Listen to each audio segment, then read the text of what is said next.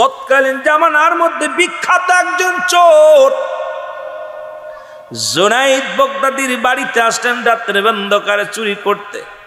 গভীর মনোযোগ, কথাগুলো দিলের কান্ডা লাগা শুনে নিবেন, কাজে লাগবে আপনাদের, আপনার কাজে লাগবে, আমার জিন্দেগি কাজে লাগবে।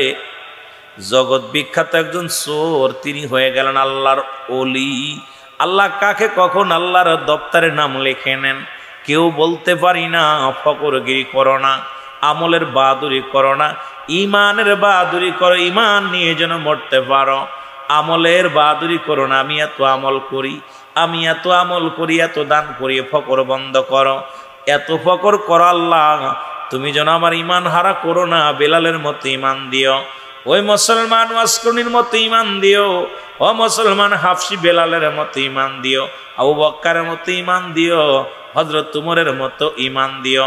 এমন ইমান আমাদের দিও যেন ইমান থেকে বঞ্চিত হয়ে যায় না। লা ইলাহা, নাই কোন ইলাহ ইল্লাল্লাহু এক আল্লাহ ছাড়া। এ মুসলমান, নাই কোন মাবুদ এক আল্লাহ ছাড়া গো, নাই কোনো মাবুদ এক আল্লাহ ছাড়া, ইল্লাল্লাহ, নাই কোনো মাবুদ এক আল্লাহ ছাড়া। আল্লাহকে পাওয়ার একমাত্র ঠিকানা মাধ্যম হলো মুহাম্মাদুর রাসূলুল্লাহ। জোরে জোরে চিল্লায় বলেন সাল্লাল্লাহু আলাইহি ওয়াসাল্লাম। জোরে জোরে চিল্লায় একবার বলা যাবে না মারহাবা। ইবনে সাবাত প্রতিদিন চুরি করে ধরা পড়ে যায়। যুবক মানুষ রাতের অন্ধকারে চিন্তা করে মহল্লার মধ্যে চুরি করব। রাতের অন্ধকারে আর একটা মহল্লায় চলে গেলেন। এই মহল্লায় চুরি বাদ দিয়া জুনাইদ বাগদাদির শহরের মধ্যে চলে গেলেন। যাইতে যাইতে রাতের অন্ধকারে জুনাইদ বাগদাদির ঘরের মধ্যে ঢুকলেন ইবনে সামাদ। জোরে জোরে চিল্লায় বলা যাবে না মারহাবা। ইবনে সাবাদ উনি কি করলেন? জুনাইদ বাগদাদির ঘরের মধ্যে প্রবেশ করলেন।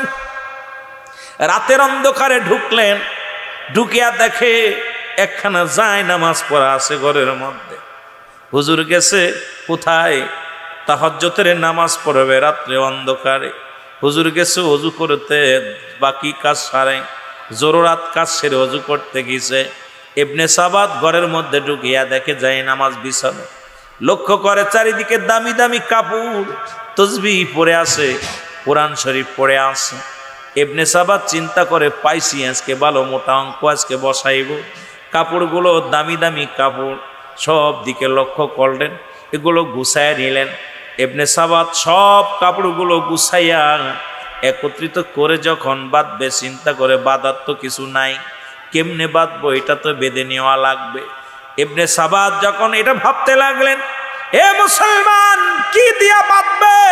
এত দামি কাপড়, এত কিছু গহনা, কিছু সম্পদ পেয়েছে, এগুলো সব হাতায় নিয়ে নিলেন। নিয়ে কাপড়গুলো বাঁধবে কেমনে, মালামালগুলো বাঁধবে কেমনে?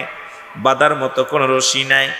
ইবনে সাবাদ করলেন, নিজের গায়ের জামাটা খুললেন। জামাটা খুলিয়া চিন্তা করে, আজকে কাপড়গুলো বেঁধে নিব। সব কাপড়গুলো বাঁধলেন। কাপড় বাঁধা যখন ঠিক হয়ে গেছে, কাপড় উঠাইবে, এমন সময় আল্লাহর ওলি, আল্লাহর ওলি, জগৎ বিখ্যাত একজন আল্লাহর ওলি হযরত জুনাইদ বাগদাদি ঘরের মধ্যে প্রবেশ করলেন। কাশি দিলেন, কাশি দিয়ে প্রবেশ করে দেখে চূড়ায় সব কিছু গুছাইয়া, চুরি চুরি চুরি চোরাই সব কিছু গুছাইয়া উঠাইয়া নিয়ে যাবে। কাশি দিয়ে বললেন, ভাই দাঁড়ান। জোরে জোরে চিল্লায়া বলা যাবে না আল্লাহু আকবার। এর ইবনে সাবাদ চিন্তা করে, ধরা পড়ে যাব, দৌড়ে পালাইতে হবে, এখন বড় বিপদের মধ্যে। দেখলাম ঘরের মধ্যে কেউ নাই, ঘরের মধ্যে কোনো মানুষের সমাগম নাই, ঘরের মধ্যে কোনো মানুষ নাই, শুধু মালামাল কিছু পাইলাম, দামি দামি পোশাক পাইলাম, পাঞ্জাবি পাইলাম, পাগড়ি পাইলাম, টুপি পাইলাম, সবই পাইলাম। কিন্তু কোথা থেকে লোকটা আসলো? ঘরের দরজাও তো খোলা, খোলা পাইলাম, ভিতরে কোনো মানুষ দেখতে পাইলাম না। ইবনে সাবাদ যখন দৌড় মারবে, দূর থেকে ডাক দে বলে, বাবা দৌড় দিও না, আমি তোমার দলের লোক, দৌড় দিও না, দাঁড়াও। উনি দাঁড়ায় গেছে, চিন্তা করে, তোমার নাম কি? আমার নাম শুনে কাম কি, বাড়ি কই? কয় আমার বাড়ি শুনে কি হবে? কই বাবা আমিও তোমার দলের লোক, তুমি আগে ঢুকছো, আমি পরে ঢুকছি। তুমি মালামালগুলো গুছায় নিছো বাবা, তুমি তো বাবা মালামালগুলো কাপড় চোপড়ে সব গুছায় নিছো। আমার একটু দেরি হয়েছে, আমিও আজকে কল্পনা করেছিলাম এই বাড়ি চুরি করব, কিন্তু দুজনই তো একই দলের মানুষ, ভয়ের কোনো কারণ নাই। দাঁড়াও, তুমি একটু ধৈর্য ধরো, তুমি তো দেখছি ক্লান্ত, তুমি ক্ষুধার্ত অবস্থায় আছো, দেখি মালিকের বাড়ি কোনো খাবার আছে কিনা। কয় কি বলতে চাই? নিশ্চিত উনি মালিক, এই জন্য আমাকে বলতেছেন। এই কথা বলিয়া আল্লাহর ওলি মুসলমান শুনে নাও, হযরত জুনায়েদ বাগদাদী ভিতরে যায় একটা মগ দুধ আনিয়া, যখন দুধ লয়ে আসতেছিল উনি চিন্তা করে নিশ্চিত কোনো মালিক আজকে চুরি করেছি, মানুষকে ডাক দিতে গেছে, আশা পর ধরা পড়ে যাব, আমাকে মারবে, আমাকে লোকজনের হাতে তুলে দিবে, পালাইতে হবে, যে কোনো বাহানায় যে কোনো শিলায় পালাইতে হবে। দূর থেকে যখন পালাইতে গেছে জুনায়েদ বাগদাদী ডাক দিয়ে কয় বাবা পালানোর দরকার নাই, আমি তোমার দলের লোক, এই নাও দুধ পেয়েছি, এই কোটি দুধ খেয়ে নাও, কারণ তোমার গায়ের মধ্যে বল নাই, তোমার গায়ে কোনো বল নাই, তুমি ক্লান্ত, এতগুলো কাপড় তুমি কেমনে মাথায় নিবে গো, এতগুলো মালামাল তুমি নিয়ে টানতে পারবে না। কয় তুমি যাই বলো, যতই দুধ খাও, আজকের মালের ভাগ আমি কাউকে দিব না, অনেক দিন বেশি চুরি করতে পারি না, আজকে সুযোগ বুঝে পেয়েছি, তোমাকে তুমি পাশে এসেছো, ভাগ দিব না। আল্লাহর ওলি ডাক দিয়ে কয় বাবা আমার লাগবে না, তুমি নিয়ে যাও, আমার লাগবে না, তুমি নিবে, তোমারটা তোমারই দেব, আমি তোমার কাছে ভাগ চাই না, দুধটা খেয়ে নাও। দুধ খাইলেন, গায়ে বল হলো, এবার বলে চলো যাই, দুটি টুপলা বাঁধি, একটা টুপলা আমার মাথায় তুলে দাও, আর একটা টুপলা তোমার মাথায় নাও, কারণ এত কাপড় তুমি একা নিতে পারবা না, বড় টুপলাটা আমার মাথার মধ্যে দাও, ছোট টুপলাটা তুমি নাও, ছোট বোঝাটা তুমি নাও। আল্লাহর ওলি ও মুসলমান শুনে নাও, এ মুসলমান, ইবনে সাবাত ছোট বোঝাটা নিলেন, বড় বোঝাটা মুসলমান ওই আশিকের মাথায় তুলে দিলেন। তুলে দিয়া পর দুজনেই ঘর থেকে বাইর হয়ে গেলেন। আগে আগে যায় ইবনে সাবাত, পিছে পিছে যায় আল্লাহর ওলি। তখনও চিনতে পারে না মুসলমান। জুনায়েদ বাগদাদী পিছে পিছে যায়, ইবনে সাবাত গালাগালি করে, রাগ করে, ধাক্কা মারে, ঘুষি মারে, সর মারে, দরিদ্র ধরা পড়ে যাব, রাত যখন শেষ হয়ে যাবে লোকজন ধরে ফেলবে, মেরে ফেলবে। এমনকি লাথি পায়া দিয়ে লাথি মারলেন আল্লাহর ওলি গায়ের মধ্যে, এমন লাথি মারলেন ছুটে পড়ে গেলেন, গোড়ায়া গোড়ায়া রক্ত গা দিয়ে ঝরে, গায়ের মধ্যে লাথি মারে, চর মারে, চাটি মারে। আল্লাহর ওলি কান্দে আর ডাকতে বলে এ ভাই আমাকে তুমি মারছো মনে দুঃখ নাই, আসলে আমার গায়ের মধ্যে কোনো বল নাই, আমার গায়ে কোনো শক্তি নাই, আমি আস্তে আস্তে নিয়ে যাব, তোমার কোনো ভয় নাই, এলাকার মানুষ দেখবে না, মানুষগুলো তোমারে কিছু বলবে না, চলো আমি আস্তে আস্তে তোমার মালামালটা নিয়ে যাই। নিয়ে যাওয়ার পর যখন দূরে যাইতে যাইতে একটা জায়গা যাওয়ার পর উনি বললেন মালগুলো রাখো, মালগুলো রাখলেন, রেখা দিয়া বললেন হুজুর মালগুলো রেখে দিলেন। আল্লাহর ওলি জুনায়েদ বাগদাদী মালগুলো রাখলেন। ইবনে সাবাত বলতেছে তুমি মালগুলো টেনে এনে দিলে, তোমার শুকরিয়া আদায় করি, কত রাগ করলাম, কত তোমাকে মারলাম, কত গালি দিলাম, তুমি প্রতিবাদ করো নাই, তোমারে আমি বললাম আবার আগামীকাল যখন চুরি করতে যাই তোমাকে সঙ্গে নিয়ে যাব, তোমাকে একটু বেশি মাল দিব, আজকে আমি কিছু তোমাকে দিব না, আমার প্রয়োজন। আল্লাহর ওলি জুনায়েদ বাগদাদী কয় বাবা আমার কিছু লাগবে না, আপনি লয়ে যান, আমি রওনা হয়ে যায়। আর আপনাকে একটা অনুরোধ করি, শুইনালান বাবা, যে বাড়িতে ডাকাতি করতে গিয়েছেন ওই বাড়িতে আবার যাবেন, আরো বেশি মালামাল পাবেন। জোরে জোরে চিল্লায় বলা যাবে না আল্লাহু আকবার, জোরে জোরে মহব্বতের সঙ্গে চিল্লায় বলেন আল্লাহু আকবার। আল্লাহর ওলি বলে গেলেন, ডাকতে বলে ভাই তোমাকে আমি আঘাত করেছি, ঘুষি মেরেছি, তোমার গায়ের মধ্যে লাথি মেরেছি, তোমাকে কত গালমন্দ করেছি, একটা প্রতিবাদ করো নাই, তোমার মতো এত ভালো চোর আমার নজরে কোনোদিন পড়ে নাই, তুমি যাইতেছো।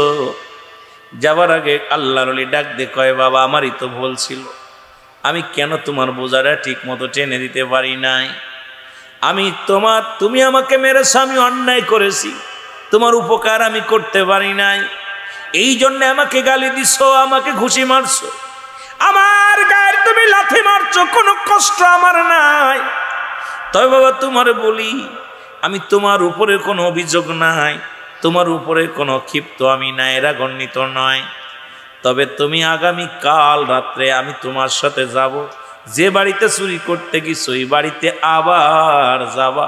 এই বলিয়া বিদায় নিয়ে গেলেন। আর বললেন, আমি যদি ভুল ত্রুটি করে থাকি, ও ভাই মুসলমান শুনে নাও, ইবনে সাবাত আমারে তুমি ক্ষমা করে দিও, মাফ করে দিও যদি ভুল হয়ে যায়। আমি তোমার উপকার ঠিক মতো করতে পারি নাই, আমি ঠিক মতো আমি তোমার মাল বহন করতে পারি নাই, এর জন্য আমি দুঃখিত, ক্ষমা চাই। এই কথা বলে উনি বিদায় হয়ে গেলেন। সঙ্গে সঙ্গে ইবনে সাবাদের অন্তরের ভিতরে ধাক্কা দিল, আরে এই মানুষটারে আমি মারলাম, এই মানুষটাকে গালি দিলাম, এই মানুষটাকে আমি ঘুষি মারলাম, এই মানুষটাকে কত না মন্দ কথা শুনাইলাম, একটা প্রতিবাদ করলো না। এই লোকটা আসলে কি চোর নাকি ওই বাড়ির মালিক? আবার আগামী দিন যাইতে বলে বাবা ওই বাড়িতে যাবা, আমার নাম হলো, আমার নামটা বাবা শুনে নাও, আমি তোমার দল লোক, আমার নাম হলো জুনায়েদ বগদাদি। জোরে জোরে চিল্লায় বলা যাবে না মারহাবা, আর একটু জোরে জোরে চিল্লায় বলা যাবে না আল্লাহু আকবার। এ দুনিয়ার মুসলমান, মালামাল গুলো সামনে নিয়ে ইবনে সাবাত চিন্তা করে, হারে মন, কত মানুষ দেখলাম, এমন মানুষের মতো মানুষ আমার নজরে পড়ে নয়। যে মানুষটা এত কষ্ট করে আমার বোঝা বহন করলো, সে ভাগ চাইল না। যে মানুষটাকে আমি মাল বহন করার জন্য আঘাত করলাম, প্রতিবাদ করলো না। যে মানুষটাকে আমি এত কথা শুনাইলাম, একটা কথার প্রতিবাদ করলো না। আর এই মানুষটা তো কোনো সাধারণ মানুষ মনে হয়, হতে পারে না। আমি খবর নিব। এই কথা বলার পর শান্তি পেলেন না, মালামাল পড়ে থাকলেন, পাগলের মতো ছোটাছুটি করা শুরু করলেন। ইবনে সাবাত কি করলেন? কাহারে মন, যাব ওই বাড়িতে যাব। খুঁজতে খুঁজতে চলে গেলেন। পরের দিন যা খবর নিলেন, এ মুসলমান শুনে নাও, উনি রওনা হয়ে গেলেন। যা পর উনি জিগাইতেছেন, ভাই পাশে যা বলতেছে, ভাই এই গ্রামের মধ্যে মুসলমান শুনে নাও, জুনাইদ বগদাদি নামে কোনো ব্যক্তি আসেনি, জুনাইদ নামে কোনো মানুষ আসেনি। সবাই কয়ে কত বড় পাগল রে, কার নাম ধরো, তুমি কি চেনো তারে? তুমি আমার হুজুরের নাম ধরো, জগৎ বিখ্যাত একজন আল্লাহর ওলি, ওরে তো সবাই চেনে, সবাই চোরে চেনে। ওই মুসলমান ইবনে সাবাত চোরকে সবাই চেনে, সবাই চিন্তা করে নিশ্চিত হুজুরের বাড়ি আজকে কাম সারবে, এই জন্য হুজুরের ঠিকানা চায়, জুনাইদ বগদাদির ঠিকানা চায়, তার বাড়িটা খুঁজতে চায়। কারণ রাতের অন্ধকারে ঢুকছে, বাড়িটা খেয়াল নাই। এখন চোরে চিন্তা করে যখন বললেন তাকে তুমি সবাই চেনেন, লোকজন বললেন তার বাড়িতে কি হবে তার বাড়ি দিয়া? বলে লোকেরা শোনো, আমি ভালো মতো তোমাদের কাছে জানতে চেয়েছি, জুনাইদ নামের ওই লোকটার বাড়ি চেননি? লোকজন বলে চোর, সাবধানে কথা বল, যার নামটা তুমি উচ্চারণ করেছ তিনি আর কেউ নয়, তিনি বগদাদ শহরের একজন জগৎ বিখ্যাত আল্লাহর ওলি, নাম হলো জুনাইদ বগদাদি। জোরে জোরে চিল্লায় বলা যাবে না সুবহানাল্লাহ, আর একটু জোরে জোরে চিল্লায় বলা যাবে না সুবহানাল্লাহ। তুমি কি চেনো তারে, যার শত শত লক্ষ লক্ষ মুরিদ? সে তো সাধারণ কোনো মানুষ নয়, সে একজন আল্লাহর ওলি। সঙ্গে সঙ্গে ইবনে সাবাত বলে, আমাকে আগে বলো তার বাড়ির ঠিকানা দাও। ইবনে সাবাত ঠিকানা নিয়ে চলে গেলেন। যা দেখ আল্লাহর ওলি সিজদায় পড়িয়া চোখের পানি ছেড়ে কান্দার বলে, আল্লাহ, গত রাত্রে যে চোর এসেছিল সে তো কষ্ট পেয়েছে, ক্ষুধার্ত অবস্থায় ছিল, তাকে আমি সেবা যত্ন করতে পারি নাই। আল্লাহ, তোমার ওই মাকলুক, তোমার ওই বান্দা আমার দুয়ারে আমার দুয়ারে চুরি করতে এসেছে, কষ্ট পেয়েছে, চুরি করতে এসেছে। আল্লাহ, আমি তার অভাব মোচন করতে পারি নাই, আল্লাহ তোমার আদালতে আমি কি জবাব দিব? আজকে আমার দেশের পীর সাহেবদের খাসলাত আর ওইদের পীর সাহেবদের খাসলাত একটু বিবেচনা করবেন। আজকে আমরা বাড়ির পাগল, নারীর পাগল, ক্ষমতার পাগল, মুরিদের পাগল। আর আল্লাহর ওলি কামেল পীর যারা দুনিয়ার মধ্যে তারা ছিল, এই দুনিয়ার মধ্যে কেমন পাগল ছিল? তারা আল্লাহর পাগল, রাসূলের পাগল। তারা ছিল তার মুরিদানদের বাঁচানোর পাগল। তারা ছিল ইশকে রাসূল, তাদের অন্তরের ভিতরে ছিল।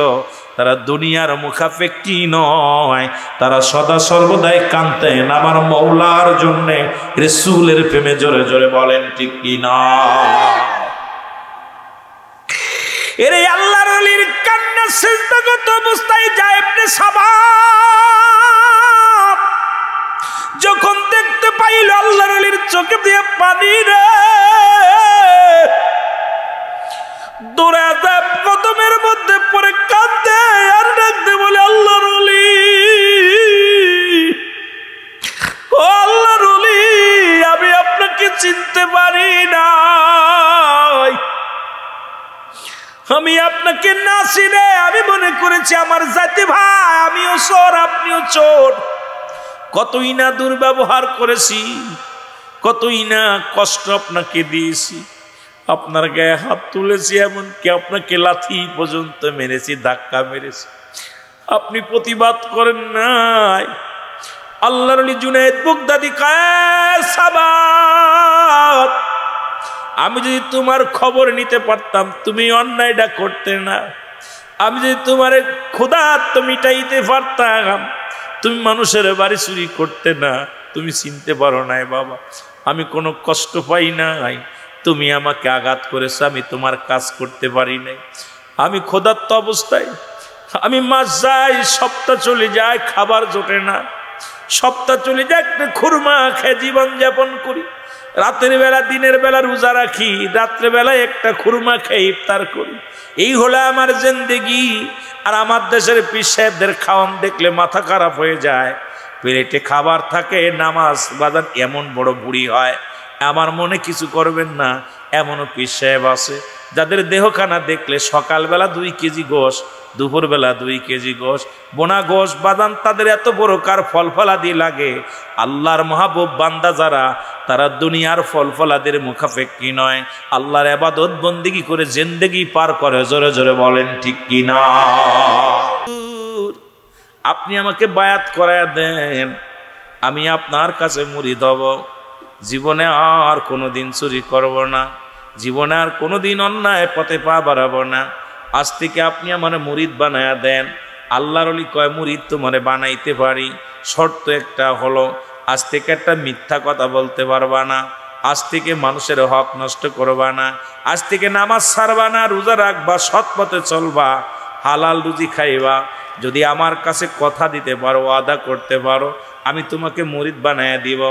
জুনায়েদ বাগদাদী বলার সঙ্গে সঙ্গে মুসলমান যখন বললেন, বলার সঙ্গে সঙ্গে মুসলমান ইবনে সাবাত বলেন, আল্লাহর ওলি, আমি ওয়াদা করলাম যদি না খেয়ে মারা যায় জীবনেও কোনোদিন চুরি করব না।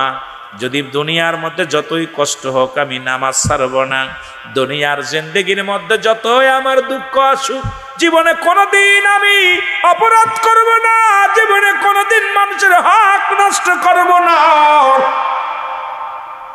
আল্লাহর ওলি জুনায়েদ বাগদাদী তারে বায়াত গ্রহণ করাইলেন, হাতে হাত দিয়া তওবা করাইলেন, কালেমা পড়াইলেন। এ মুসলমান ইবনে সাবাত জীবন ভরে সেই দরবারে কাটায়া দিলেন। এমন ভাবে মুসলমান আমল করা শুরু করলেন, এমন ভাবে তাহাজ্জুদের নামাজ পড়া শুরু করলেন, এমন ভাবে তিনি ইবাদত বন্দেগী করা শুরু করলেন। রোজা রাখতেন, দিনের বেলা রোজা রাখতেন, রাতে না খায়া থাকতেন, দিনে না খায়া থাকতেন। অজর নয়নে রাত জেগে জেগে কাঁদতেন। কানতে কানতে আল্লাহকে এত পরিমাণ রাজি খুশি করলেন, মদিনা আল্লাহকে এত পরিমাণ রাজি খুশি করলেন। সর্বশেষে মুসলমান শুনে নাও, শুনে নাও, মুসলমান শুনে নাও, এই পৃথিবীর মধ্যে এমন পরিমাণ, এত পরিমাণ আমল করত, এত পরিমাণ ক্ষুধাভীরু ছিল, এত পরিমাণ আমলদার ব্যক্তি ছিল গো। এই পৃথিবীর মধ্যে সৎ পথে থাকার কারণে আল্লাহ ওয়ালা হতে হতে আমল করতে করতে সর্বশেষে ইবনে সাবাদ মুসলমান, শুনে নাও, আল্লাহ রব্বুল আলামিনের দপ্তরে ওনার একটা নাম হয়ে গেল, তিনি নাম হলো চোর থেকে আল্লাহর ওলি।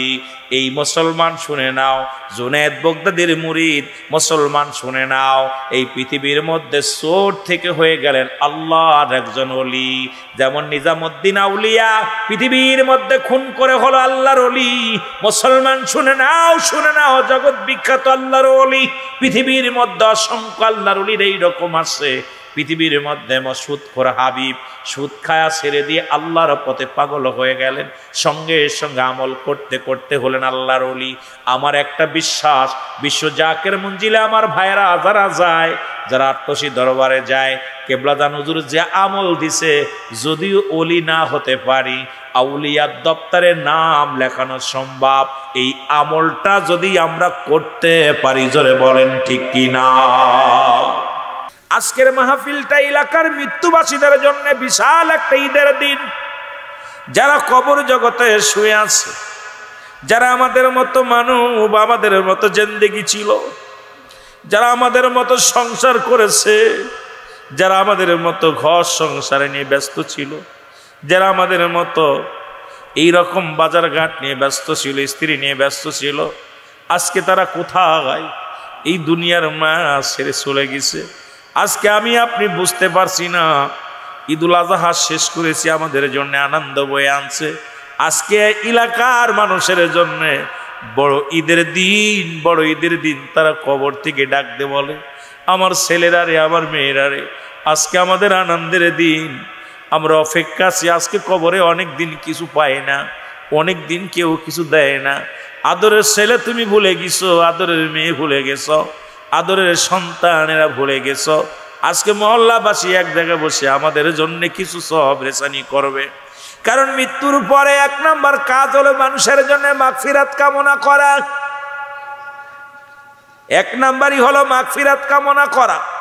দুই নাম্বার হলো তাদের জন্য সব পৌঁছানো। সুবহানাল্লাহ বলা যাবে না? আর একটু জোরে সুবহানাল্লাহ। তিন নাম্বার হলো কবরটা, যে সবচেয়ে 7 নাম্বার হলো কবরটা জিয়ারত করা। মৃত্যুর পর 7টা হক থাকে একজন সন্তানের বাবা মায়ের প্রতি, কিন্তু দেখা যায় অনেক সন্তান কবরের পাশে যায় না, মা বাবার দেখার খবর নেই না। এর চাইতে কপাল পুরা দুনিয়ায় থাকতে পারে না। দুনিয়ার জিন্দেগিতে বেঁচে থাকতে 7টা হক, ইন্তেকালের পরে 7টা হক। এই 14টা হক প্রতিটা পিতা মাতা সন্তানের প্রতি রয়েছে। এই সন্তানগুলো যদি আদায় না করে, আল্লাহর আদালতে, আল্লাহর দরবারে জবাব দেওয়ার মতো ক্ষমতা থাকবে না। জোরে জোরে চিল্লায়া বলা যাবে না আল্লাহু আকবার। আমি বলতেছিলাম, সিনার খবর, মনের খবর কে রাখে? আল্লাহ। আল্লাহ। আল্লাহ চোরকেও আল্লাহর ওলি বানাইতে পারে, একজন কৃষককেও আল্লাহর ওলি বানাইতে পারে। এ মুসলমান, আপনাদের এলাকায় আল্লাহর ওলি অনেক, পীর সাহেব অনেক, অনেকের মনে ধারণা। এই কথা বলে আমি আপনাদেরকে শুরু করি। আমার আল্লাহ বলেন সূরা ইউনূসের মধ্যে 11 নম্বর পারা 62 নম্বর আয়াত, আল্লাহ নিজে বলে, আলা সাবধান, ইন্না নিশ্চয় ইন্নাউদাল্লাহি, আল্লাহর তরফ থেকে যারা ওলি হয়, লা নাই খাউফুন শব্দের অর্থ ভয়, ওলা যদি অবস্থান করে, হুম ওদের উপরে জানুন, তাদের কোনো চিন্তা নাই, ভাবনা নাই। ওলি বানায় আমার আল্লাহ। ও মুসলমান শুনে নাও, পৃথিবীর কোনো মানুষ আল্লাহর ওলি বানানোর ক্ষমতা রাখে না। পৃথিবীর কোনো মানুষ এইটা বানানোর দায়িত্ব তাদের দেয়া হয় নাই। এটা বানায় স্বয়ং আমার আল্লাহ। আল্লাহর মাহবুব বান্দা হয় বানায় আমার আল্লাহ। রাসূল বলে, মেরকাত সরে মেরকাতের 10ম খণ্ড 722 নম্বর পৃষ্ঠা, তাফসীরুল বায়ান 5ম খণ্ড 524 নম্বর পৃষ্ঠা, রাসূল বলে, আলা সাবধান, ইন্না নিশ্চয়, আলা ইন্নাউদাল্লাহি, আল্লাহর তরফ থেকে যারা ওলি হয়, লা ইয়ামুত, তাদের মৃত্যু নাই। অসংখ্য আল্লাহর ওলি বাংলার জমিনে। এই কথাগুলো বলে আমি মেন আলোচনায় চলে যাব। আজকে আল্লাহ কাকে খান থেকে মাফ করে দিবে কেউ বলতে পারি না, কাকে কান থেকে জান্নাতি করবে কেউ বলতে পারি না। আবার কে জাহান্নামে যাবে কেউ বলতে পারি না। এখানে কে কোন নিয়তে এসেছে আল্লাহ সবাই রে যেন মাসুমের মাসুম বানায় দেয়, সবার জিন্দেগির গুনাহগুলো আল্লাহ যেন মাফ করে দেয়, আল্লাহ যেন সবার হায়াতের মধ্যে বরকত দান করে, আল্লাহ যেন সংসারের মধ্যে বরকত দান করে, আল্লাহ যেন সমাজের মধ্যে রহমত দান করে, আল্লাহ যেন গোটা গোষ্ঠী সমাজের মধ্যে যেন রহমতে ভরপুর করে দেয়।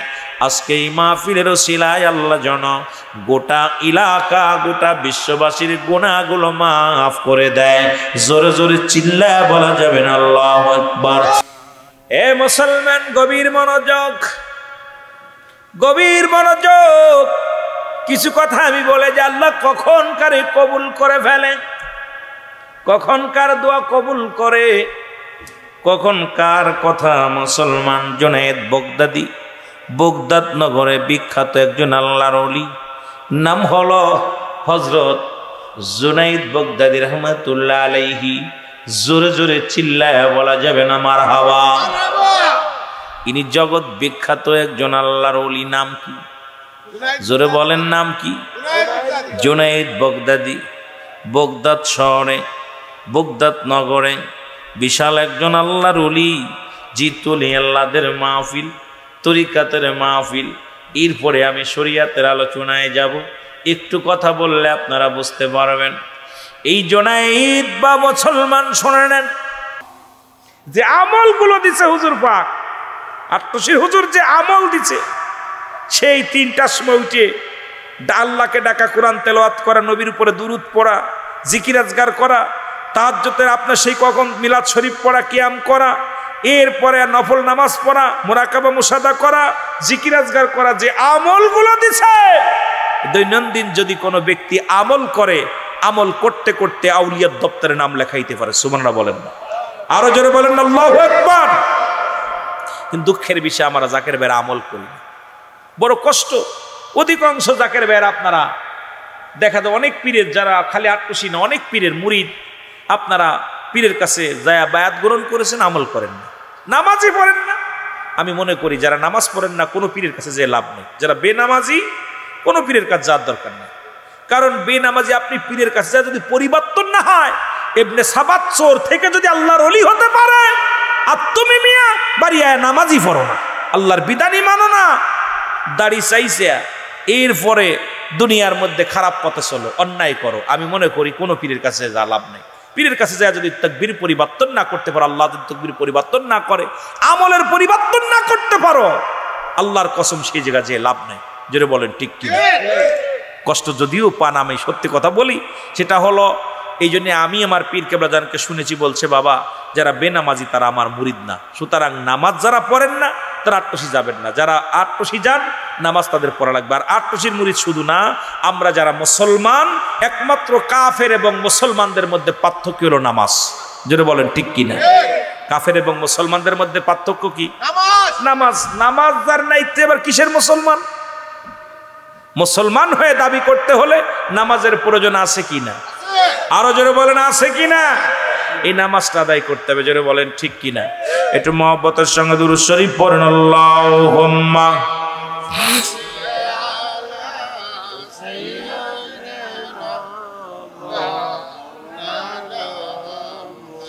মহব্বতে ওয়ালা আলি।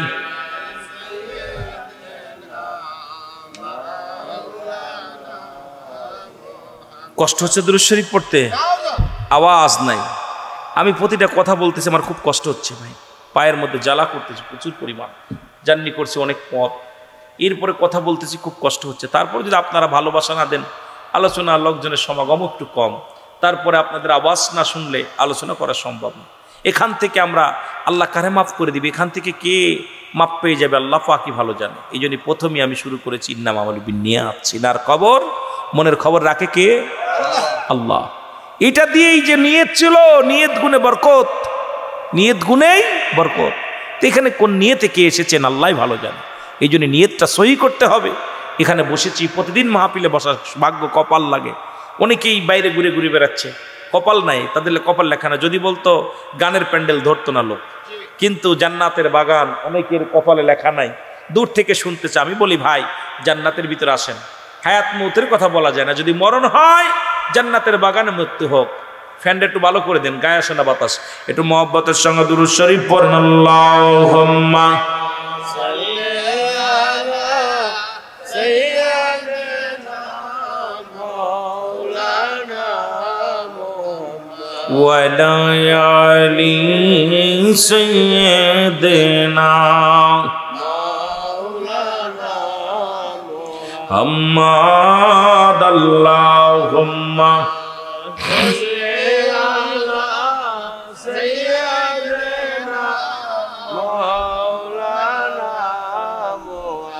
এ ভাইরা আমার নিয়তের কথা বলতেছিলাম, আর এই কথা বলতে যার একটা কথা আমার মনে পড়ে গেল।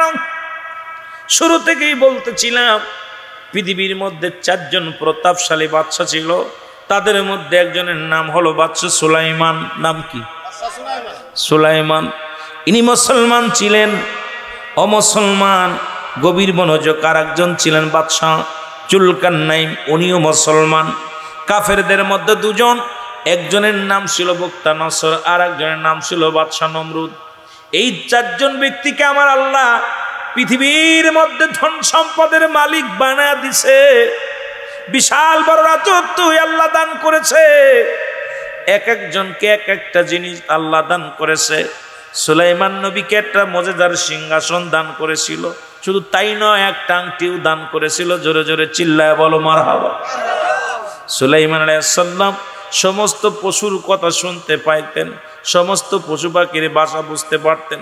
সুলাইমান আলাইহিস সালাম যখন মুসলমান পূর্ণ বয়স হয়ে গেল, আমার যুবক বাবারা শোনো, আলোচনাটা দিলের কান্ডা লাগা শোনো। ও দয়াল আল্লাহ রে, আমি কন্নাম দইরা ডাকবর মৌলা তোমারে, আমি কন্নাম দইরা ডাকবর মৌলা তোমারে। আল্লাহ আল্লাহ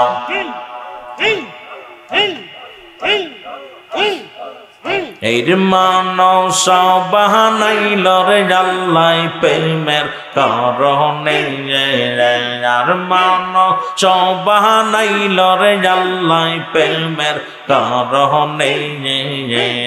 প্রেমের তরি বান্দরে মদিনার সনে, এই প্রেমের তরি বান্দরে মদিনার সনে। আল্লাহ আল্লাহ এই আল্লাহ বানাইল বহু জাতি, শিখাইল প্রেম প্রীতি। আল্লাহ বানাইল বহু জাতি, শিখাইল প্রেম প্রীতি। আর মরণ বিকে পাঠান আল্লাহ, মরণ বিকে পাঠান আল্লাহ প্রেমের কারণে। আর প্রেমের তরি বান্দরে মদিনার সনে, এই প্রেমের তরি বান্দরে মদিনার সনে। এই মানস বাহানাইল রে আল্লাহ প্রেমের কারণে, আর মানস বাহানাইল রে আল্লাহ প্রেমের কারণে। প্রেমের তরি বান্দরে মদিনার সনে। আল্লাহ আল্লাহ আল্লাহ আল্লাহ আল্লাহ আল্লাহ আল্লাহ আল্লাহ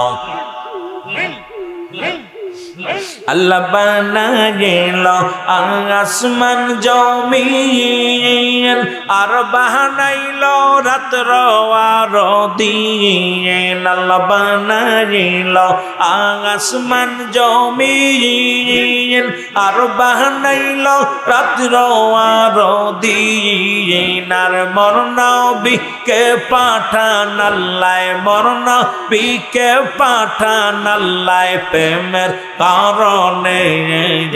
আর প্রেমের তরি বান্দরে মদিনার সনে, আর মান সবানাইল রে আল্লাহ প্রেমের কারণে আর মান সবানাইল রে আল্লাহ প্রেমের কারণে প্রেমের তোরি বান্দা রে মদিনার সনে আল্লাহ আল্লাহ আল্লাহ আল্লাহ আল্লাহ বানাইল বহু জাতি শিখাইল প্রেম প্রীতি আল্লাহ বানাইল বহু জাতি শিখাইল প্রেম প্রীতি আর মরনবীকে পাঠান আল্লাহ মরনবীকে পাঠান আল্লাহ প্রেমের কারণে আর প্রেমের তোরি বান্দরের মদিনার সনে আল্লাহ আল্লাহ আল্লাহ আল্লাহ আল্লাহ আল্লাহ আল্লাহ আল্লাহ মানব সবানাইল রে আল্লাহ প্রেমের কারণে প্রেমের তোরি বান্দরের মদিনার সনে আল্লাহ আল্লাহ আল্লাহ আল্লাহ লা ইলাহা ইল্লাল্লাহু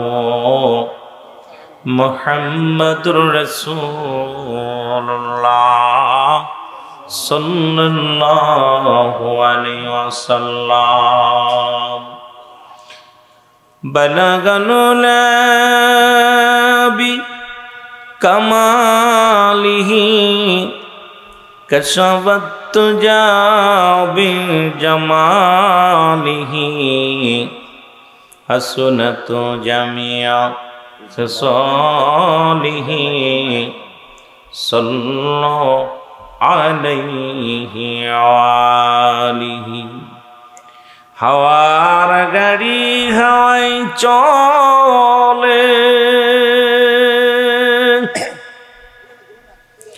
তেলের গাড়ি তেলে চলে বিনা তেলে চালায় গাড়ি নবী সুলাইমান আমরা সেই মুসলমান আমরা তথ্যে মুসলমান। আলহামদুলিল্লাহ, সমস্ত প্রশংসা সেই মহান রব্বুল আলামিনের দরবারে যে আল্লাহ তাআলা দয়া করে মায়া করে ঐতিহাসিক কিশোরগঞ্জ থানা কিশোরগঞ্জ জেলা বাইজিদপুর থানার অন্তর্গত আজকের এই আজিমুসান রিয়াজুল জান্নাহ বেহেশতের বাগানে আপনাকে আমাকে আসার মতো, গ্রামটার নাম কি? বাহেনগরের জমিনে মহান আল্লাহ তাআলা আপনাকে আমাকে আসার মতো বসার মতো সুযোগ দান করল। উচ্চ কণ্ঠে আওয়াজ দিয়ে বলেন আলহামদুলিল্লাহ। আজকের মাহফিল কার জীবনের শেষ মাহফিল, আজকের মাহফিল কার জীবনের শেষ সময়, আজকের মাহফিলটা কার জীবনের শেষ বছর, আজকের রাতটা কার জীবনের শেষ রাত, কেউ বলতে পারি না। জোরে বলেন ঠিক কিনা? আগামী বছর বেঁচে থাকবো কি থাকবো না, বসতে পারবো কি পারবো না। যদি আল্লাহ তাআলা মওত দিতেন আজ 4টা দিন পার হয়ে যেত। এই মাহফিলটা ছিল আরো 3 দিন আগে, সেই মাহফিল আসছে আরো 3 দিন পরে। হায়াত মওত রিজিকের মালিক কে? আল্লাহ। আপনারা শুনলে কষ্ট পাবেন। 21 তারিখে সন্ধ্যার সময় আমি সড়ক অ্যাক্সিডেন্ট করি, বাইকে করে কিছু সময় হুঁশ ছিল না, বেহুশ। এরপরে রাত্রে যখন হুঁশ হলো, সকালবেলায় তো আপনাদের উদ্দেশ্যে রওনা দিব মাহফিলে। আপনাদের ভালোবাসায় আমি অত্যন্ত খুশি। যখনই শুনতে পেরেছেন আমি অসুস্থ, যখন আমাকে ফোন দিছে ওবায়দুল হক সাহেব, কিশোরগঞ্জি সাহেব, তা আমি বলতেছি মৌলানা সাহেব আমি তো বাসায়, রওনা দিবেন কখন? আমি বলছি রওনা দিব তো, আমি ভাই অসুস্থ। কি হয়েছে? আমাকে অ্যাক্সিডেন্ট করছে। পার্টির ভাইয়েরা, মাহফিল কমিটির ভাইয়েরা শুনতে পেরেই তৎক্ষণই সঙ্গে সঙ্গে দেখলাম নেটের মধ্যে ফোন দিছে। একটা কথা শুনে অত্যন্ত খুশি হয়েছিলাম যে ভাই মাহফিল রাখেন, মাহফিল বেঁচে থাকলে হবে, আপনি আগে সুস্থ হন। আল্লাহ আপনাকে হায়াতের মধ্যে বরকত দান করেছেন, আপনি ভালো আছেন, এটা শুনে অত্যন্ত খুশি হয়েছি। জোরে বলুন আলহামদুলিল্লাহ। তোমার ভাইয়েরা ওঠার মতো পরিবেশ নাই, তবুও বলতেছিল ভাই আর কয়টা দিন দেরি করে। আমি ঠিক আছে 24 তারিখে প্রোগ্রামটা করেন। তা আপনারা দেখেছি সুন্দরভাবে সাজিয়েছেন। আজকের এই মাহফিলে যারা এসেছি আল্লাহ যেন সবাই ক্ষমা করে দেন। সকল বলুন আমিন। আরো জোরে বলুন আমিন।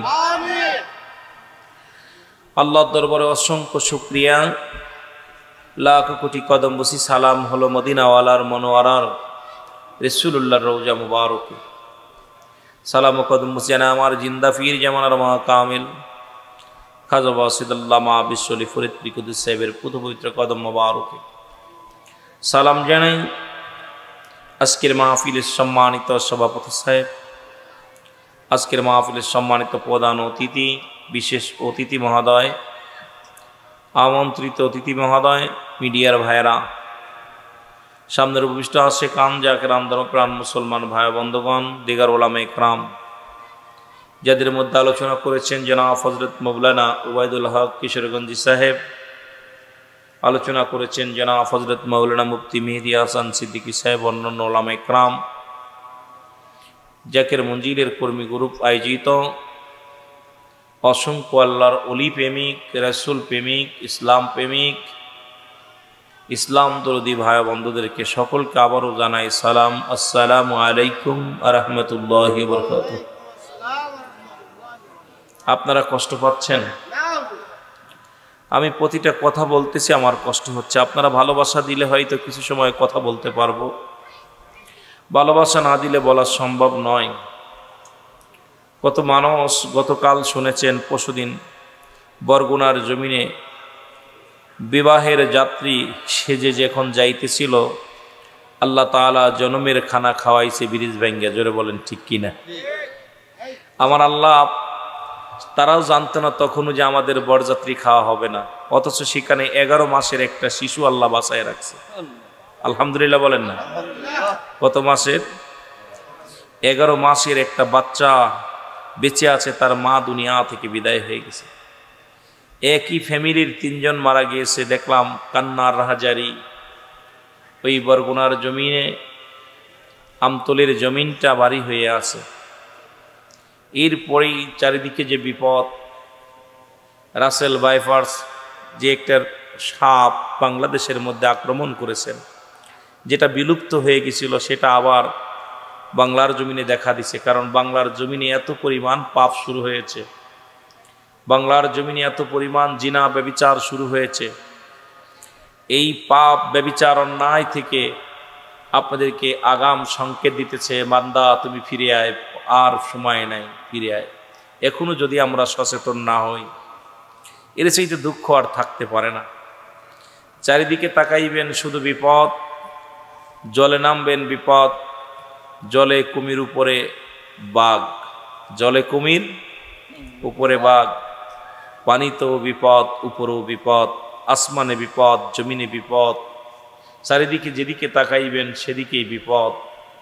এই বিপদ সংকট মুহূর্তে আপন আপন পীরের কদম মোবারক জড়ায়া ধরবেন, আপন আপন পীরের কদম শক্ত করে জড়ায়া ধরবেন। ইহা দ্বারা দুনিয়া থেকে উপকৃত হবেন, যেমন মা পাখিটা তার সন্তানকে সুরক্ষিত রাখে, মুরগি তার বাচ্চাদেরকে চিলের হাত থেকে বাঁচানোর জন্য পাখনার নিচেই যেমন সুরক্ষিত রাখে। কামেল মোকাম্মেল ওলি যারা এই দুনিয়ার মধ্যে সমস্ত বিপদ থেকে, কামেল পীরের হাত লম্বা অনেক, কামেল পীর সেই হাত দিয়ে আপনাদেরকে সেই তাওয়াজ্জুহ শক্তি দিয়ে আপনাদেরকে আল্লাহ পাকের দরবারে আপনাদের কাছে চেয়ে নিবে, আল্লাহর কাছে চেয়ে নিবে, আল্লাহ আমার মুরিদদেরকে তুমি রক্ষা করো। এই জন্য আপন পীরের যারা আপন পীরের কদম মোবারক জড়ায় ধরবেন। আমি বলবো না শুধু আট্টসি, যেহেতু আমি আট্টসি পীরের মুরিদ, আপনার অন্য পীরের মুরিদ হতে পারেন। এই এলাকার মধ্যে শুনেছি প্রায় 72 গন্না কয়েকর পীর, অসংখ্য পীর আছেন। কামেল পীর যারা আছেন তাদের কদম মোবারক জড়ায় ধরবেন। পীর কোনো মাকসুদ নয়, মাকসুদ স্বয়ং আল্লাহ। মাকসুদকে আল্লাহ। পীরের কাছে গিয়েছি শুধু আল্লাহকে পাওয়ার, ঠিকানা পাওয়ার জন্য। স্কুল, প্রাথমিক বিদ্যালয়, হাই স্কুল বলেন, কলেজ বলেন, স্কুলটা আমাদের বলি, সেই স্কুলে যাই আমরা শিক্ষা অর্জন করার জন্য, আপন পীরের দায়রায় যে আমরা শিক্ষা অর্জন করার জন্যে। এই জন্য আপনাদেরকে বলবো, যে যে পীরের দরবারে যান শরিয়াত মোতাবেক চলবেন, আপন পীরকে মহব্বত করবেন, পীর যখন যেটা বলবে উপদেশ সেটা মেনে চলবেন। ইহা দ্বারা উপকৃত হবেন, ক্ষতিগ্রস্ত হবেন না। যেটা বলেন ঠিক কিনা? ইহা দ্বারা কি হবেন? উপকৃত হবেন, লাভবান হবেন। সন্তান বাবার হুকুম মেনে চলবেন, পর্দার বিধান মেনে চলবেন। এই দুনিয়ার জিন্দেগি ক্ষণিকের জন্যে, দুনিয়ার জিন্দেগি ক্ষণিকের জন্যে। চিরস্থায়ী জিন্দেগি আমাদের কবরের জিন্দেগি, আবাদান আবাদান চিরস্থায়ী পড়ে থাকতে হবে। এই জন্যে কবর জিন্দেগির কথা বেশি বেশি ভাবতে হবে। এই জন্য রাসূল বলে গেছেন, প্রথম জীবনে নবী বলেছিলেন তোমরা কবর জিয়ারত করো না, রওজা জিয়ারত করো না। শেষ জীবনে নবী বলছে তোমরা বেশি বেশি কবর জিয়ারত করো, বেশি বেশি করে মাজার জিয়ারত করো, কবরের কাছে ছুটে যাও। কারণ মানুষ যখন কবরের পাশে যায় দুনিয়াবি মোহ কেটে যায়, পরকালের কথা তার অন্তরের ভিতরে ঢুকে যায়। দেখবেন যে মানুষটা বেশি বেশি গোরস্থানে যায়, যে মানুষটা মরা মানুষকে দেখতে যায়, ওই কবর গোরস্থানে বেশি যায়, সে ব্যক্তি কিন্তু পরিবর্তন হয়ে যায়, তার চরিত্র পরিবর্তন হয়ে যায়। জোরে বলেন ঠিক কিনা? আর একটু জোরে বলেন ঠিক কিনা? এই জন্য আপনারা বেশি বেশি মসজিদে যাবেন, বেশি বেশি কবর গোরস্থানে যাবেন। বাজার পরিত্যাগ করবেন, যখনই সুযোগ পাবেন ছুটে যাবেন কবর গোরস্থানে। বাবা মার কবরের পাশে দাঁড়ায়া, বাবা মার কবরের পাশে দাঁড়াইয়া চোখের পানি ছেড়ে কানবেন, রব্বির হামহুমা কামা রব্বায়ানি সগীরা। হে আল্লাহ, আমার আব্বা মাকে তুমি মাফ করে দাও, সগীরা গুনাহ মাফ করে দাও, কবিরা গুনাহ মাফ করে দাও, জানা গুনাহ মাফ করে দাও, জানা গুনাহ মাফ করে দাও। আপন জন যারা শুয়ে আছে তাদের জন্য দোয়া করবেন। যখনই আজান পড়ে যাবে মসজিদে দৌড়াইয়া যাবেন, সালাতটা জামাতের সঙ্গে আদায় করবেন, পারলে মানুষের উপকার করবেন, কারোর ক্ষতি করবেন না। এই দুনিয়াতেও শান্তি পাবেন, পরপারেও শান্তি পাবেন।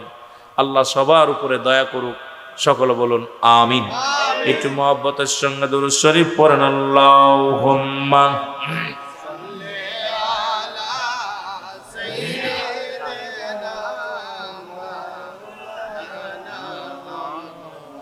ওয়ালা আলি সাইয়্যিদিনা।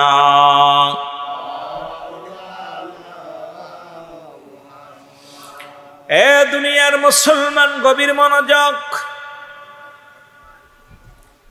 খেয়াল করবেন, গভীর খেয়াল করবেন, মনোযোগ দিয়া শুনবেন। যার যার মনের খবর, সিনার খবর কে রাখে? আল্লাহ। ইন্নামা আমালু বিন্নিয়াত। সিনার খবর কে রাখে? মনের খবর কে রাখে?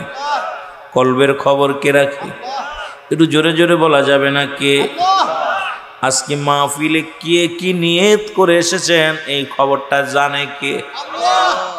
আর একটু জোরে বলেন, জানে কে? হায়াতের মালিক আল্লাহ, রিজিকের মালিক আল্লাহ, দৌলতের মালিক আল্লাহ। আত্মাকে পাওয়ার জন্য একটা ঠিকানা, তিনি আর কেউ নয়, নবী মুহাম্মদুর রাসূলুল্লাহ সাল্লাল্লাহু আলাইহি ওয়াসাল্লাম।